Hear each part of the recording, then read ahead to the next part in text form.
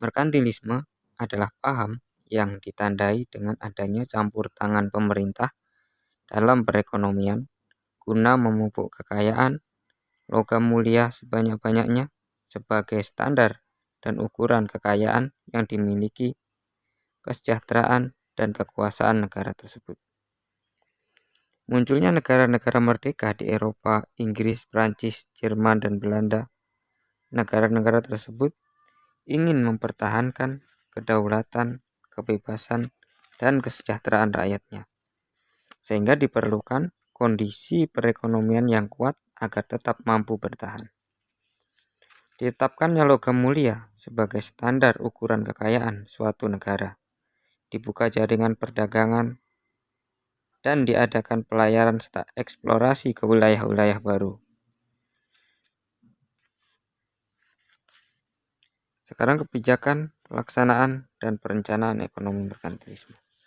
Ekonomi merkantilisme berusaha mendapatkan logam mulia sebanyak-banyaknya, meningkatkan perdagangan luar negeri, mengembangkan industri berorientasi ekspor, meningkatkan pertambahan penduduk sebagai tenaga kerja industri, melibatkan negara sebagai pengawas perekonomian, melakukan perlindungan barang dagangan dengan menggunakan biaya masuk yang tinggi, meminta bayaran tunai dalam bentuk emas jika suatu negara mengekspor lebih dari negara lain.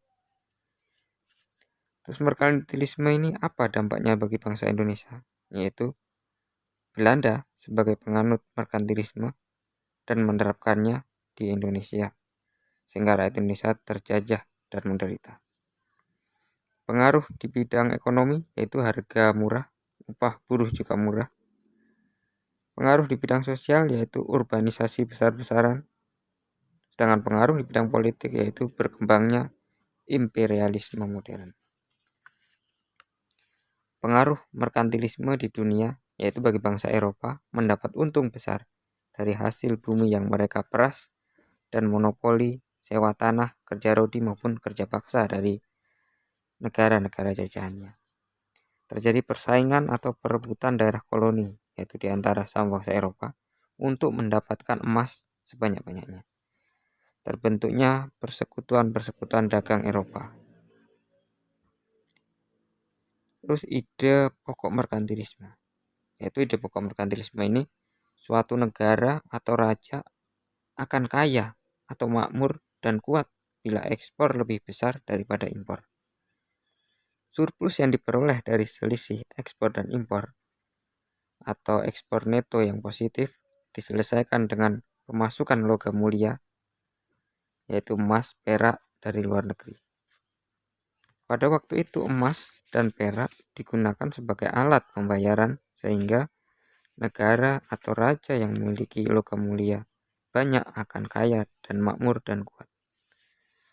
Logam mulia yang banyak tersebut digunakan untuk membiayai armada perang guna memperluas perdagangan luar negeri dan penyebaran agama.